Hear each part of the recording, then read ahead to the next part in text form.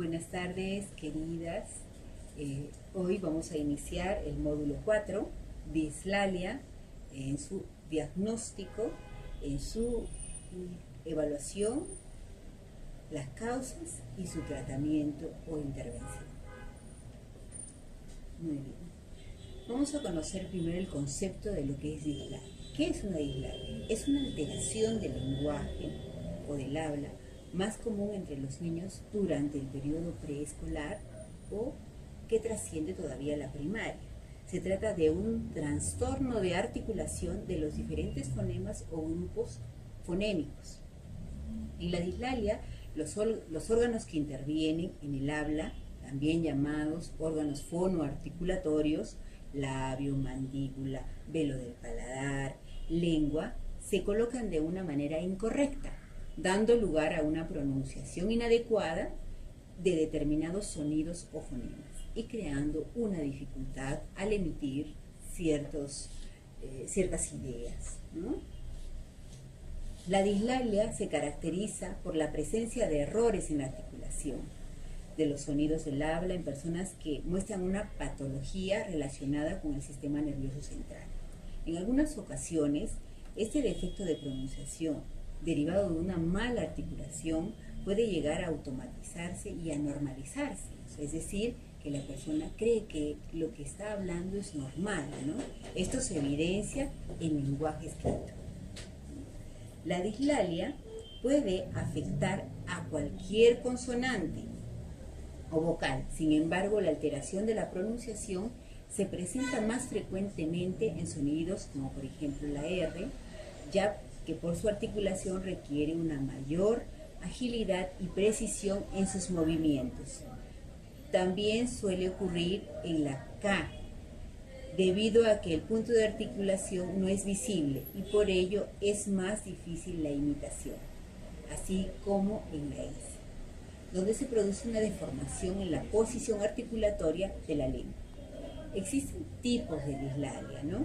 Siguiendo a Pascual, la dislalia se puede clasificar en función a su etiología y así se distinguen diferentes tipos de dislalia, ¿no? Dislalia evolutiva o fisiológica.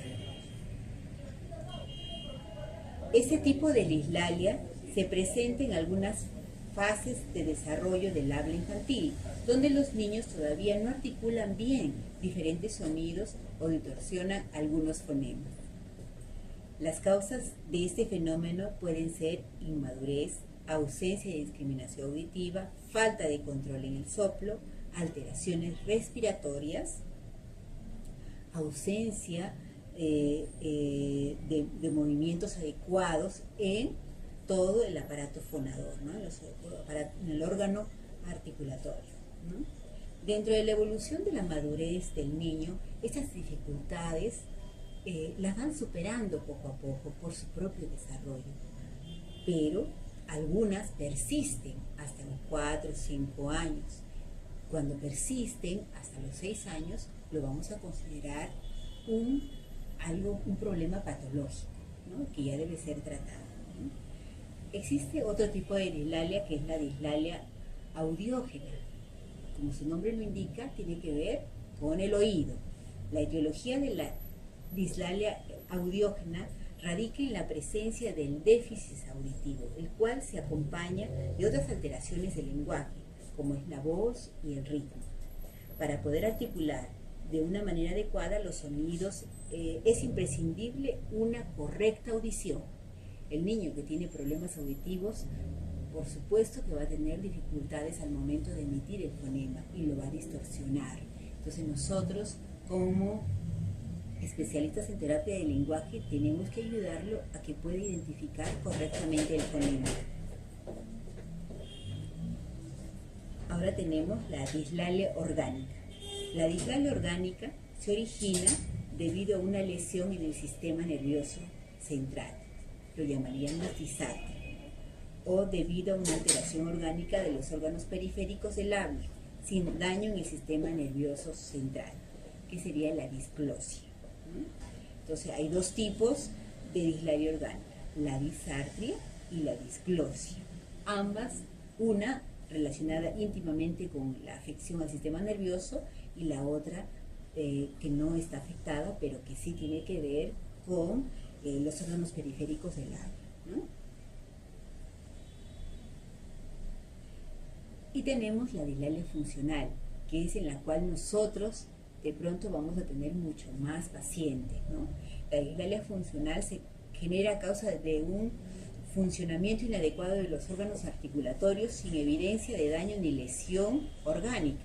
Entre las dislalias funcionales distinguimos los trastornos fonéticos y los trastornos fonológicos. Los trastornos fonéticos son alteraciones en la producción de los fonemas. La alteración está focalizada en el aspecto motor de la articulación, es decir, el niño no emite adecuadamente el sonido del fonema. Los errores son estables y es observable que los errores en el sonido aparecen por igual en la repetición del lenguaje espontáneo. No hay una alteración en los procesos de la discriminación auditiva. Los trastornos fonológicos son alteraciones de nivel perceptivo y organizativo, o sea, en los procesos de discriminación auditiva, afectando los mecanismos de conceptualización de los sonidos y a la relación entre significado y significante.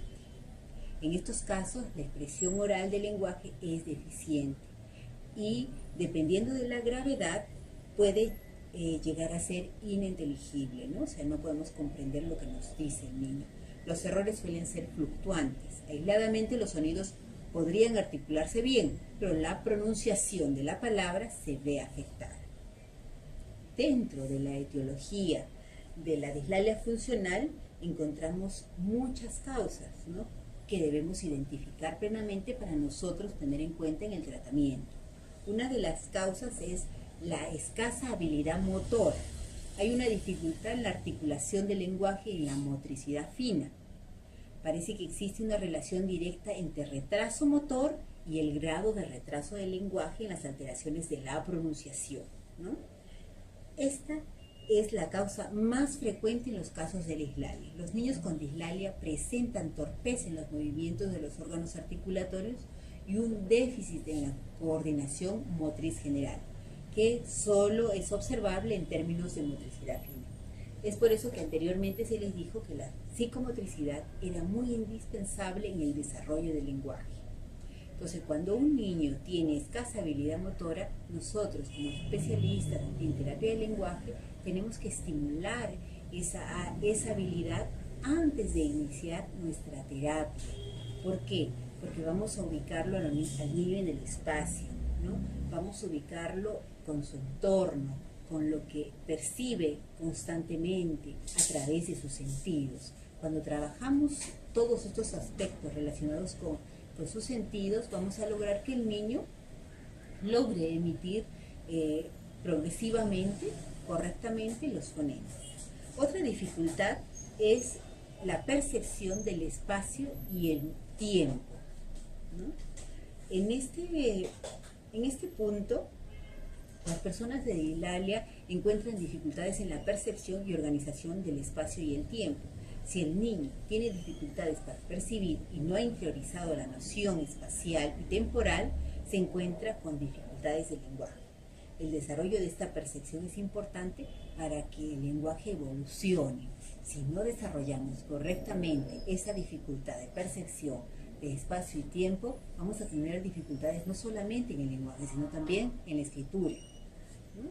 Otro punto importante es la falta de comprensión o discriminación auditiva. El individuo no puede imitar los sonidos porque no los percibe correctamente. Es decir, no es capaz de hacer la discriminación, ¿no? A veces el niño oye bien, pero analiza o hace una integración inadecuada de los fonemas que escucha. Y por eso suceden ciertas dificultades en el punto de la pronunciación.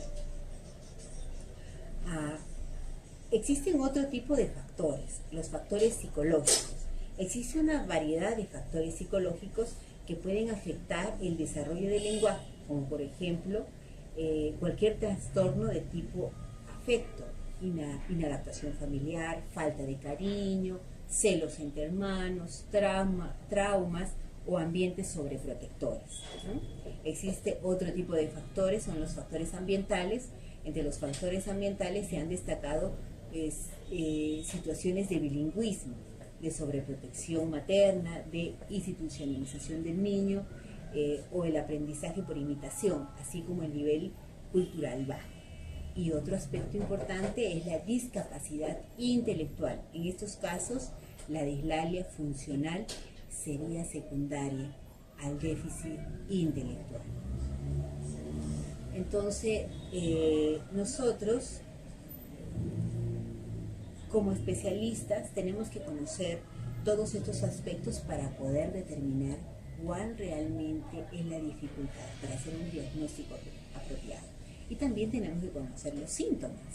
Entonces, existen varios síntomas, ¿no? Que dentro de unos momentos se los vamos a dar a conocer. Nos vemos en la próxima sesión.